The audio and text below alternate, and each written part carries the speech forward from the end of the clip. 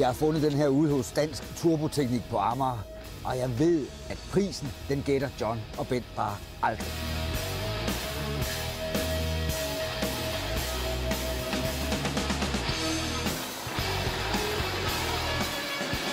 Gider vi i dag, Bent, eller? Overhovedet ikke. Nej, ikke rigtigt, vel?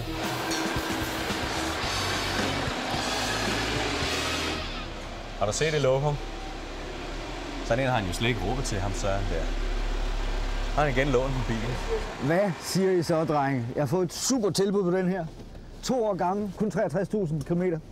Jeg tror ikke, du har råd til den alligevel, Søren, men det kan vi jo snakke om. Søren svarer mange penge. Nej, det er da rigtigt. Ja. Det er rigtigt. Så fik han Søren, nu har han ingen. Hvad kan I sige om sådan en? Det er verdens største folkevogn. Ja.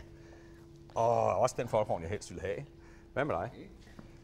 Nej, den er for stor. Prøv at se her. For eksempel skærmene. Det er plastik.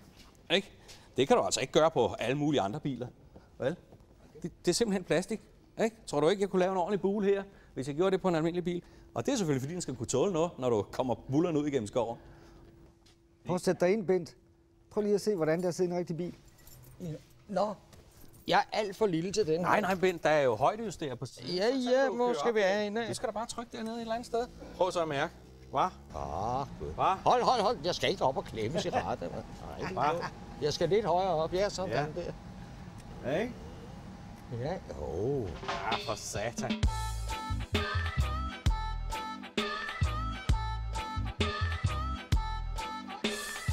Der ligger altså en læderstue til 500.000 kroner.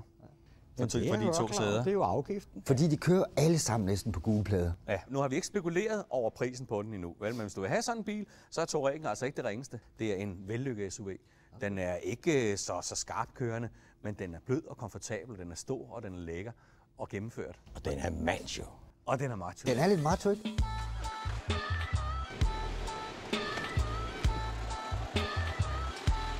Du kan også selv se, jeg kan ikke se en skid.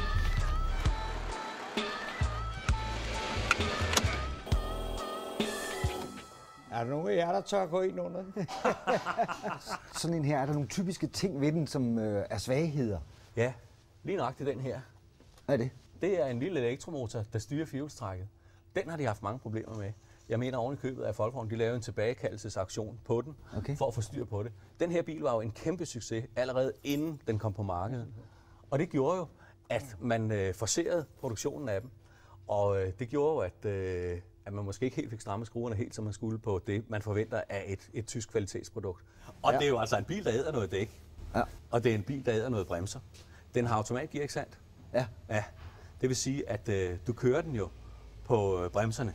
Forstået på den måde, at du bremser jo ikke med motoren, du bremser med bremserne. Ja, hvis den kører 20.000, så tror jeg, at så begynder du måske at Så skal vi skifte bremse. Ja, måske. Alt efter, hvor kraftig en motor. Nu Men har det kan så... Bent jo ordentligt billigt herinde. Det er klart, vi. Det er rimelig billigt. Ja. Men hvis du siger, okay... Men vi har ikke haft nogen af det. Den pris her, den gætter I aldrig. Hvis du kører ud og skriver under, så skal du lige vide, at de her senderlygter, de er super fede at køre med. Ja. Men hvor de koster, de pærer. Altså, den sidste pris, jeg har fået på dem, det er 800-900 kroner stykket. Det er dyrt. Ja, og I taler udenom? Jeg vil skyde på omkring 260. 250.000? Ja. Plus moms? Plus moms. Det er for meget. Det er for meget? Ja. Jeg tror godt, du kan få den for 230 med moms. De er helt ude. De er rigtigt? helt ude i skoven. Er det rigtigt? Den står til 329. Det er Plus moms. Det er da fuldstændig vanvittigt. Plus moms. Plus moms. Ej. Jeg kører ud og skriver under. Ja, gør du det? Hold kæft, hvor vi skød på siden af. Er du svedt? Nej.